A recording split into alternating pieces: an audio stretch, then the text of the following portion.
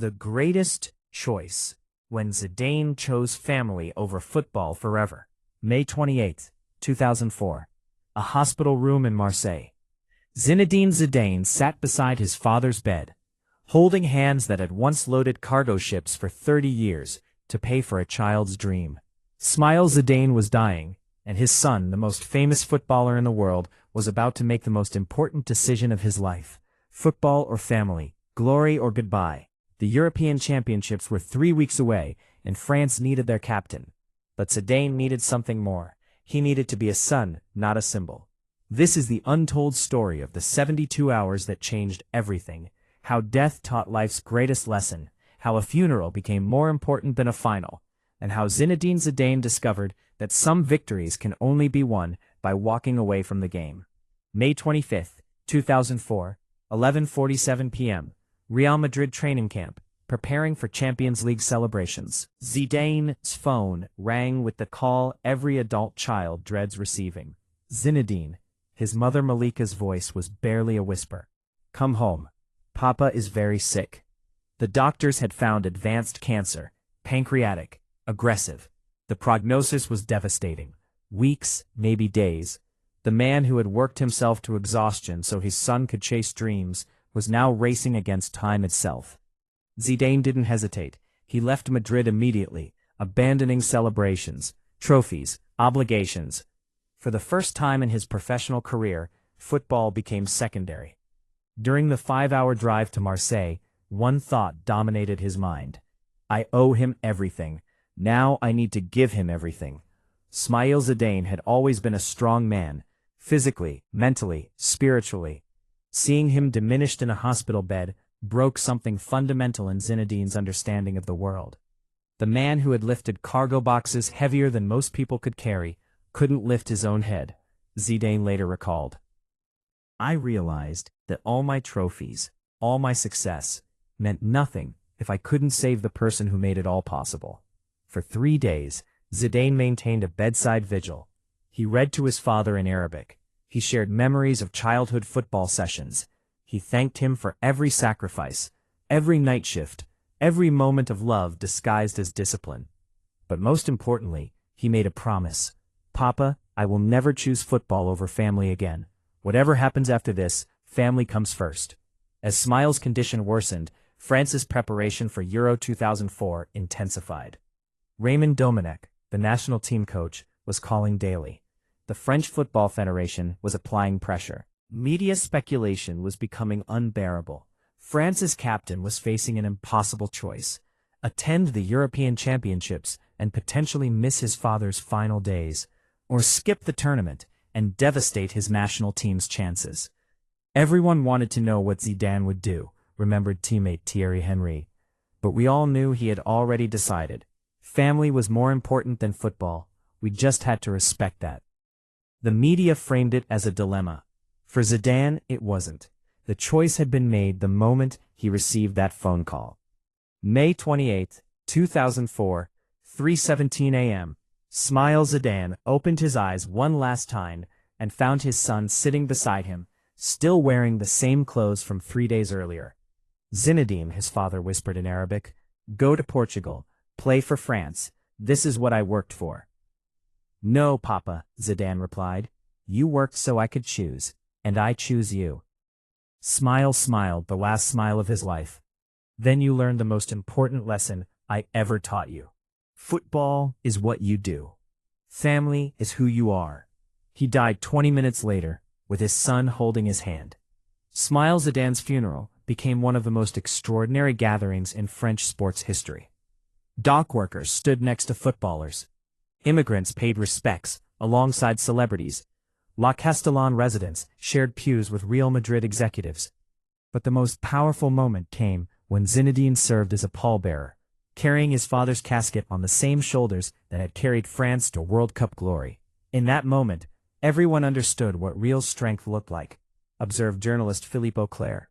Not the strength to score goals or win trophies, but the strength to prioritize what truly matters. The funeral was scheduled during France's final Euro 2004 preparations. Zidane's absence from training became a secondary consideration. The entire French team attended the service. understanding that some things transcend sport.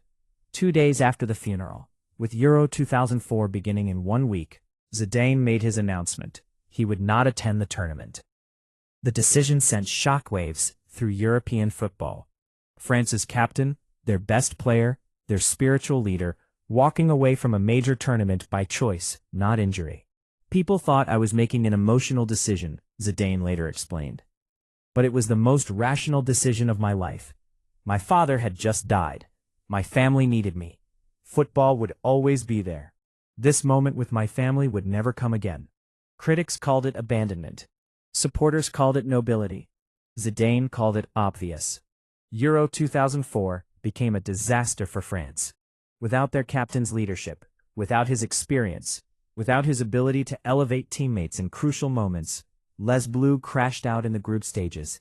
They lost to Greece. They drew with Croatia. They looked lost, leaderless, and ordinary. Everything they never looked like when Zidane was orchestrating from midfield. We understood why Zinedine made his choice, admitted Patrick Vieira. But we felt his absence in every minute of every match. You can replace a player's skills, but you can't replace his soul. The French media, initially supportive of Zidane's decision, began questioning whether personal grief should trump national duty. The criticism became intense, even vicious. Zidane never responded to the attacks. He was too busy learning how to be a son without a father. While France struggled in Portugal, Zidane spent the summer in Marseille, helping his mother cope with widowhood and learning to process grief that no amount of football success could heal. He spent days organizing his father's belongings, finding treasures that revealed the depth of Smile's pride. Every newspaper clipping from Zinedine's career, carefully preserved. Every match ticket from games he had attended, labeled with dates and scores. Every photograph of his son in a French jersey, displayed like art. I discovered that my father was my biggest fan, Zidane reflected. Not just proud, obsessively supportive. He had documented every step of my career with the same precision he brought to his work. The process was painful but necessary. Zidane was learning that grief wasn't something to overcome, but something to carry with dignity. By August 2004, Zidane was seriously considering permanent retirement from international football. At 32, with a World Cup and European Championship already won, he had achieved everything possible. More importantly, life without his father felt fundamentally different. Football had always been about making my father proud, he admitted to close friends. With him gone, I wasn't sure what the point was anymore. The contemplation lasted for weeks. Real Madrid supported whatever decision he made. France hoped, but didn't pressure. His family encouraged him to follow his heart, whatever direction it led. The breakthrough came during a solitary walk through La Castellane, the neighborhood where his football journey had begun.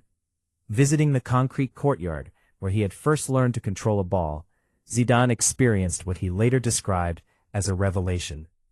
I realized that my father's death didn't end his dream, it transformed it, he explained. He hadn't worked so I could win trophies, he had worked so I could have choices. And he had taught me to make the right choices. The right choice, Zidane concluded, was to honor his father's memory by continuing to represent the values Smail had instilled. Hard work, dignity, and using your gifts to serve something larger than yourself. September 2004. Zidane announced his return to international football, but with a crucial caveat. If his mother needed him, if his children required his presence, if family obligations conflicted with football duties, family would win every time. I learned that being a good footballer doesn't require being a bad father or son, he declared. My father taught me that success means nothing if it costs you the people you love. This wasn't just a personal philosophy. It became a new model for how elite athletes could balance professional and family obligations. When Zidane returned to the French national team, his teammates noticed immediate changes. He was more patient with younger players, more protective of family time, more explicit about priorities beyond football. Zinedine came back as a different kind of leader, observed Thierry Henry. Before he led through football excellence, after his father's death, he led through life wisdom. He taught us that being a complete person made us better players, not worse ones. The new Zidane was more vocal about work-life balance, more insistent on respect for family obligations, more willing to challenge football's culture of total sacrifice. When Zidane emerged from retirement in 2005 to help France reach the 2006 World Cup final, his decision to prioritize family during Euro 2004 was validated in the most beautiful way. If I had played Euro 2004 out of obligation, I would have retired permanently afterward, he reflected. By choosing family first in 2004, I was able to give football my best in 2006. Sometimes you have to step away to come back stronger. The 2006 World Cup run became more meaningful because it represented authentic choice rather than compulsive duty. Zidane's experience of choosing family over football in 2004 became fundamental to his later coaching philosophy at Real Madrid. He instituted policies that prioritized players' family needs, encouraged work-life balance, and never penalized athletes for family emergencies. I learned from personal experience that players perform better when their personal lives are stable, he explained to his coaching staff. Supporting their families isn't weakness, it's strategy. Players consistently praised Zidane's understanding of life beyond football, crediting his family-first approach with improving both team chemistry and individual performance. Zidane's 2004 decision influenced an entire generation of athletes to reconsider the relationship between professional success and personal fulfillment. Other footballers began openly prioritizing family obligations. Coaches started accommodating personal needs. The culture slowly shifted toward more holistic definitions of success. Zinedine proved that you could be a great athlete and a great family member, observed sports psychologist Dr. Marie Dubois. He showed that these weren't competing priorities, they were complementary strengths. Today, when athletes face impossible choices between career and family, when success seems to demand sacrificing relationships, and sporting culture pressures players to choose trophies over humanity, they have Zidane's 2004 example to follow. His decision to skip Euro 2004 for his father's funeral wasn't a moment of weakness. It was a moment of clarity about what actually matters in life. The man who had conquered the football world proved that some victories are more important than others, that being a great player matters less than being a great person, that success without family isn't success at all. Years later, when Zidane was asked about his greatest achievement, he didn't mention World Cup victories or Champions League trophies.